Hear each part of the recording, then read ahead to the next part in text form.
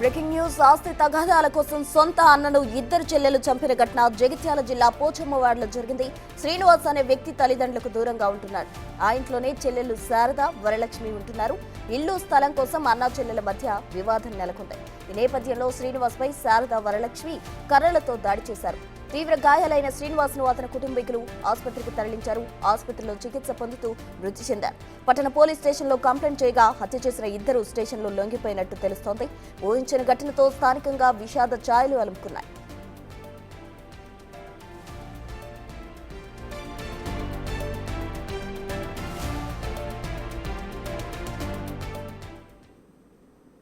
ఇక ఇదే అంశానికి సంబంధించి పూర్తి సమాచారం మా ప్రతినిధి శ్రీనివాస్ కరీంనగర్ నుండి అందిస్తారు. శ్రీనివాస్,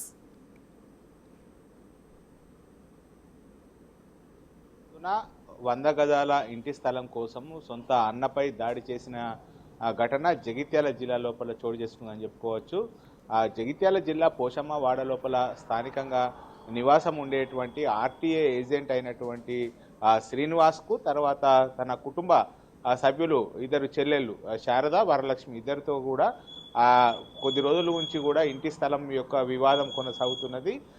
ఇటు ఇద్దరు చెల్లెలు కూడా ఒక చెల్లెనేమో భర్త చనిపోవడంతో ఇంటి వద్దనే ఉంటుంది, మరొక చెల్లెకు విడాకులు అవడంతో కూడా ఇద్దరు చెల్లెలు కూడా ఆ ఇంటి వద్దనే ఉంటున్నటువంటి పరిస్థితి లోపల ఆ ఇంటి యొక్క 100 స్థలాల యొక్క స్థలాన్ని తన తండ్రి శ్రీనివాస్కు ఇస్తానని చెప్పడంతో అప్పటి నుంచి కూడా ఆ స్థలం పైన కన్నేసినటువంటి ఇద్దరు వరలక్ష్మిను ఇంకో సోదరి ఇద్దరు కలిసి కూడా ఇటు ఆ తమ్ముని పైన ఎప్పుడు కూడా దురుసుగా ప్రవర్తించేవారు.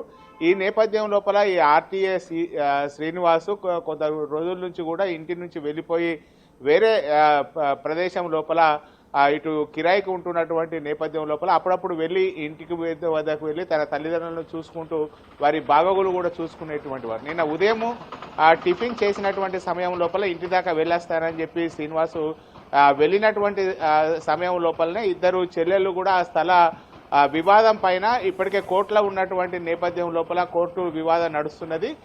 ఈ వివాదం పైనే అక్కడ కావాల్సుకొని గొడవ చేయడంతో అయితే అక్కడ ఆ ఇద్దరు సోదరిమణులు కూడా శ్రీనివాస్ పైన కర్రలతో దాడి చేయడం కూడా జరిగింది. ఆ కర్రలతో దాడి చేసేటువంటి సమయం లోపల శ్రీనివాస్ అక్కడికక్కడే స్పృహ తప్పి పడిపోవడం కూడా జరిగింది. ఈ నేపథ్యం లోపల అతన్ని ఆసుపత్రికి తరలించే లోపలనే శ్రీనివాస్ మృతి చెందినట్లయితే డాక్టర్లు చెబుతున్నటువంటి పరిస్థితి. కేవలం ఒక 100 గజాల స్థల వివాదం కారణంగానే శ్రీనివాస్ పైన దాడి చేసినట్టుగా అయితే తెలుస్తుంది. తర్వాత ఇద్దరు సోదరిమణులు దాడి చేసిన తర్వాత స్థానికంగా ఉండేటువంటి పోలీస్ స్టేషన్ లోపల లొంగిపోవడం కూడా జరిగింది. ఈ నేపథ్యం లోపల తనకు కొంతకాలంగా స్థల వివాదం నడుస్తున్నది. దీనిపైన కోర్టు లోపల కేసు కూడా ఉన్నది. అంటే ఇది ఎకరాల కొద్ది భూమి కాకపోయినా కానీ కేవలము ఆ పరిసరాల ప్రాంతం లోపల ఉండేటువంటి ఇంటి వద్ద ఉండేటువంటి కేవలము ఒక 100 గజాల స్థలం కోసమే ఈ వివాదం చాలా రోజుల నుంచి కూడా నడుస్తున్నది. 10 ఏళ్లకు పైగా కూడా ఆ స్థలం పైన కన్నేసినటువంటి సోదరిమణులు శ్రీనివాసును అతని ఫ్యామిలీని మానసికంగా వేధించేవారు. ఈ మానసిక వేదన భరించలేకనే చాలా రోజుల నుంచి కూడా బయట కిరాయి ఉన్నటువంటి నేపథ్యం లోపల నిన్న తన తల్లిదండ్రులను చూద్దామని చెప్పి వెళ్ళినటువంటి సమయం లోపలనే ఇద్దరు సోదరిమణులు కూడా అతని పైన దాడి చేయడం జరిగింది. ఆ దాడి నేపథ్యం లోపలనే ఆ శ్రీనివాస్ అక్కడ స్పృహ తప్పి పడిపోయిన తర్వాత ఆసుపత్రికి తరలించేటువంటి ఆ ప్రయత్నం లోపల మృతి జరిగింది. ఈ నేపథ్యం లోపల దీనిపైన ఇప్పటికే లొంగిపోయినటువంటి ఇద్దరు చెల్లెలు కూడా ప్రస్తుతం పోలీస్ కస్టడీ లోపల ఉన్నారు.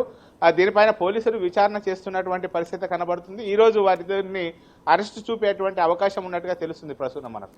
Thank you Srinivas.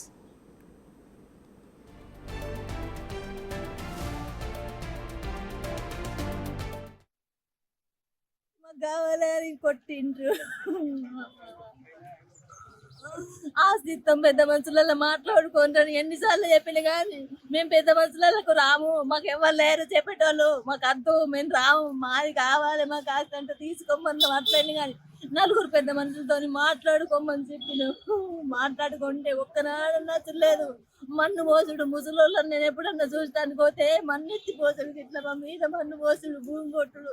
నేను చప్పుడు గిరాయికుందు సాగుంటూ మా అత్తగారింటికి నేను ఎప్పుడు పోలేదు, ఎప్పుడు గిరాయికున్న కన్నా ఉంటా. మా ఆయననే రోజు అత్తడు, మా ఆయననే పొద్దుగల సాయంత్రం వచ్చి చూసిపోతాడు. ముసలోళ్ళు తల్లిదండ్రులు కదా, పోకపోతే మంచిగా ఉండదు. నా తల్లిదండ్రులు దేవుళ్ళతో సమానం, దేవుళ్ళ ఎందుకన్నా తల్లిదండ్రులు ఉంటాను. ఎంత ఎంత జాగమ్మ? గుంటకు 4 గజాలు తక్కువనే ఉంటది.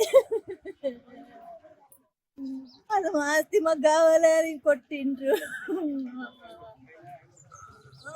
ఆస్తి ఇస్తాం పెద్ద మనుషులలో మాట్లాడుకుంటారు ఎన్నిసార్లు చెప్పిన